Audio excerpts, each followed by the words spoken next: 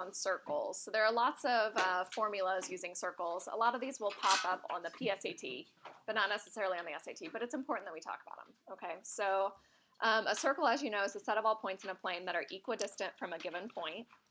So if they're the equal distance away from a certain point called the center. So if you think about what that means is, you know, if I went out a certain distance in this direction, in this direction, in this direction, right? Do you see how it's creating that circle that would go around? What is the distance? What do we call that distance? That's a terrible circle.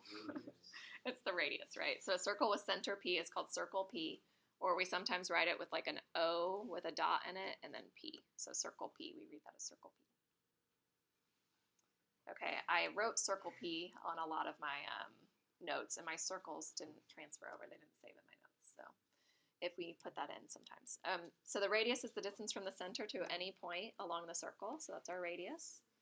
Congruent circles are two circles that have the same radius.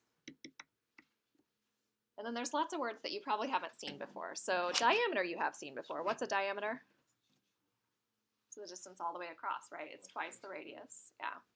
But a chord you may not have seen before. So a chord is a segment that joins 2 points on a circle. So it goes across the circle. So a segment whose endpoints are points on the circle. The diameter is a special type of chord. So it's a chord that goes through the center.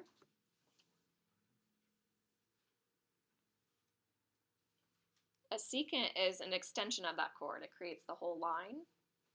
So do you guys see how we have the chord on the inside of the secant? So it's a line that intersects a circle in exactly 2 points.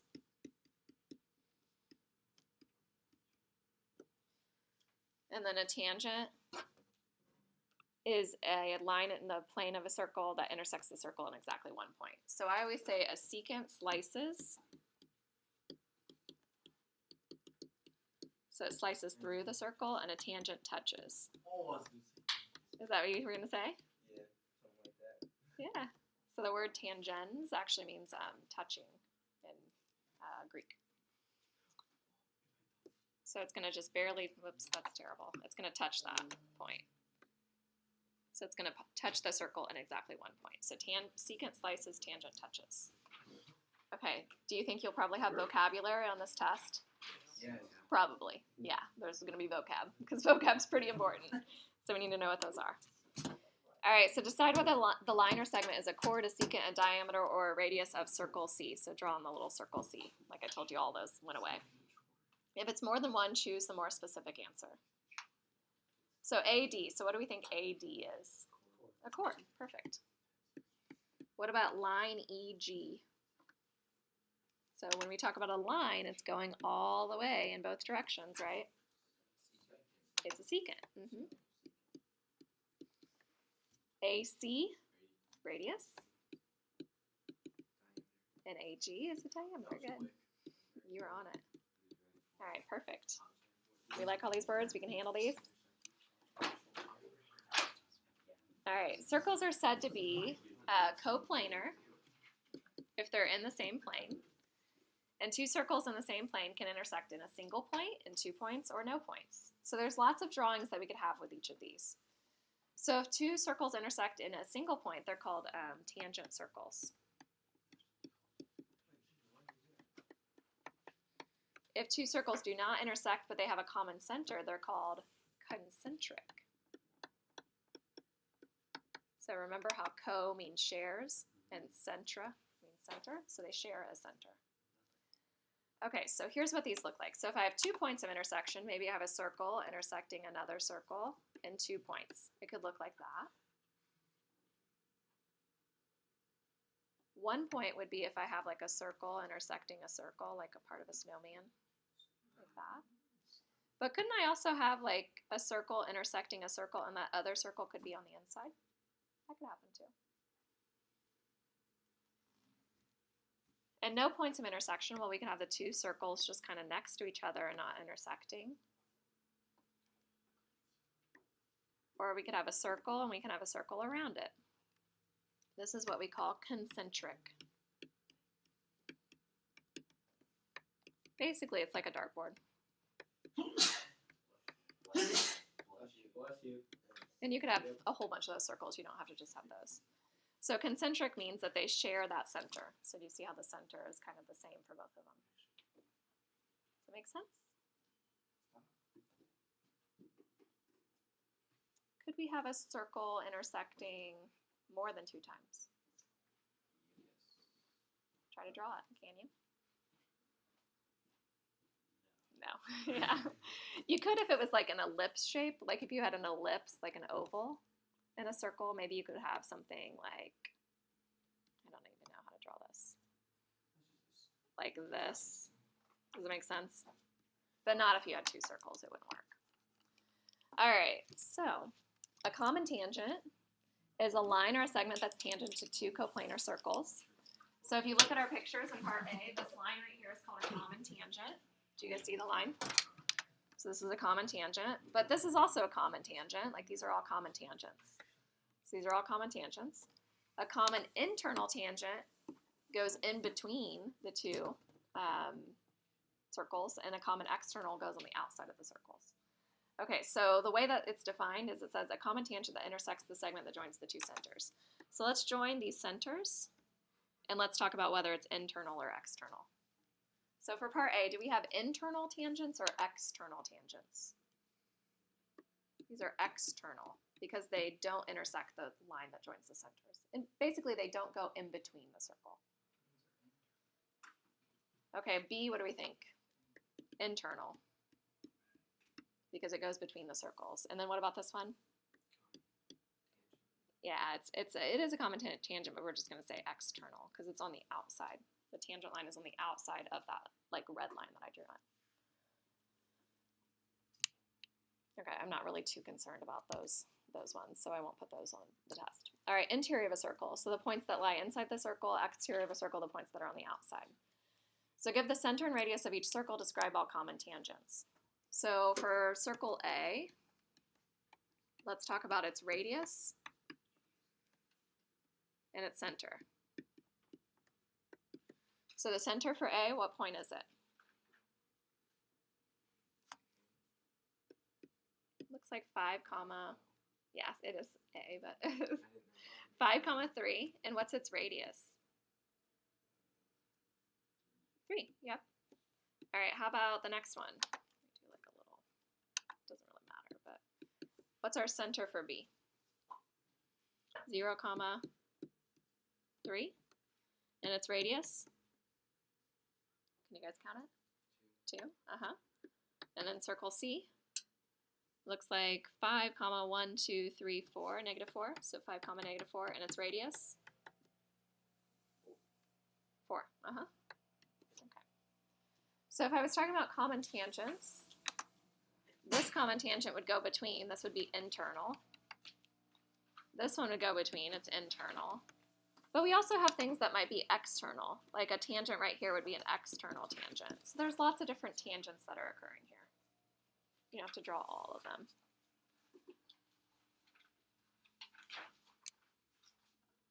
Okay, so a point of tangency is the place where a tangent line intersects a circle. So like in this picture where with the theorem, the point of tangency would be point P, because that tangent line is touching right there on point P. So it's like you have the circle, you have a line, and that's the point of tangency. So this would be the point of tangency right there. Okay, so theorem. So it says if a line is tangent to a circle, then it is perpendicular to the radius drawn to the point of tangency. So basically, if you have a circle and you draw a tangent line in, there's a point right there that's called the point of tangency.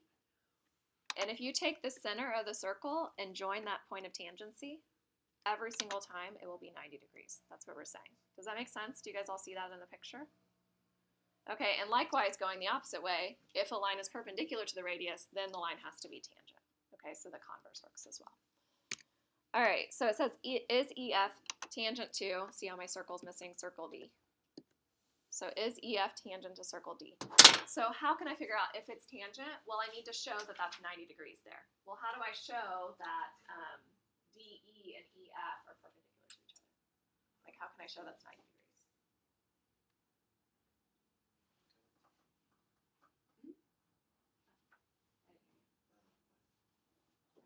Yeah, the point of tangency. I don't know. It looks like it's 90 degrees, but how can we know for sure? Not law of cosines. There's an easier one. You've known it for a while. Pythagorean theorem. That's right. We can see if 8 squared added to 24 squared, if that's equal to 25 squared. And if it is, that has to be 90 degrees, right? Does it make sense? So we're going to do that. So do 8 squared plus 24 squared. Was this one of the Pythagorean triples you guys found the other day? I don't think so. Is that equal to 25 squared? So this part's 640, and this part's 625. It doesn't equal. So no, it's not tangent. So we're going to say no, not 90 degrees. So what about this one? So this next one, I do 60 squared plus 11 squared. Is that the same as 61 squared?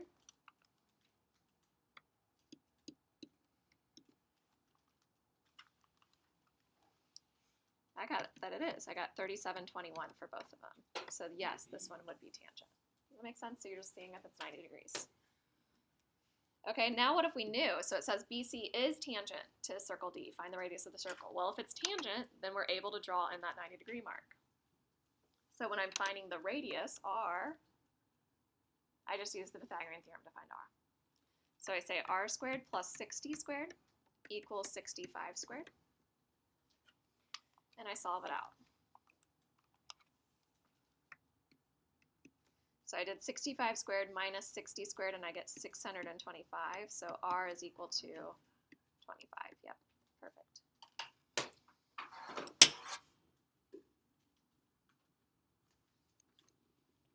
All right, so one of my favorite theorems, because I love ice cream, is what we call the ice cream cone theorem. I don't know if every textbook calls it the ice cream cone theorem, but I like it, and I call it ice cream cone theorem. So imagine we have two tangents, and these two tangents meet on the outside of the circle.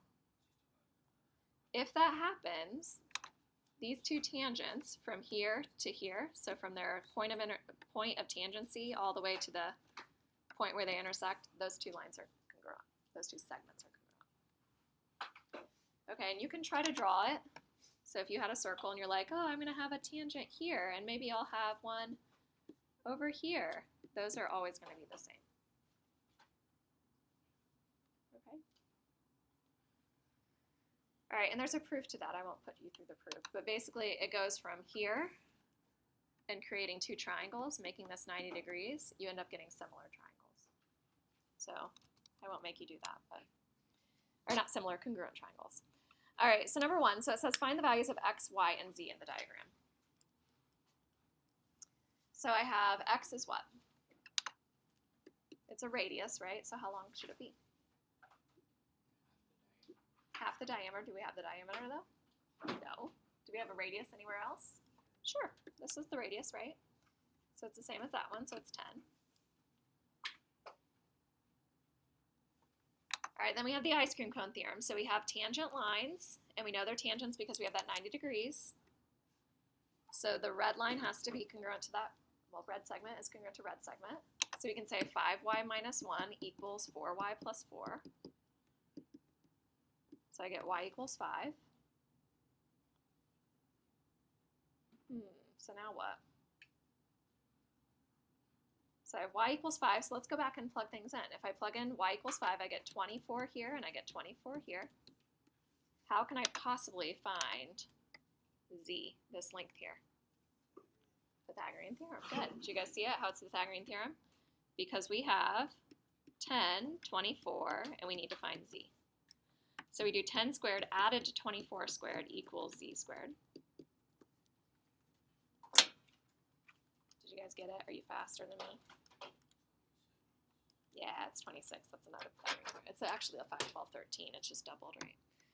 So we get 26. Okay, so we got x was 5, y was 5, or not x was 5, x was 10, wasn't it? X is 10, y was 5, and z is 26. All right, do we feel pretty good with that? All right, so SR is tangent to circle P at R, ST is tangent to circle P at T. So if they're tangent, then we have 90 degrees. So every time you see tangent, you can draw those 90 degree marks to the radius. So this is the ice cream cone theorem, right? So we're saying that this piece is congruent to this piece. So So we have 3x squared plus 2x minus 7 has to equal 2x plus 5. So we start trying to get everything on one side, so I subtract my 2x, and luckily those x's go away. We like when that happens because if we only have x squared or only x, not like when we have both x squared and x, then we don't have to factor. So if we had x squared and x, we would definitely have to factor. So do you guys see how the x's went away? So I have 3x squared minus 7 equals 5. I don't have to factor then, right? I can just add that 7 over and get 12 and divide by 3. So I get x equals plus or minus 2.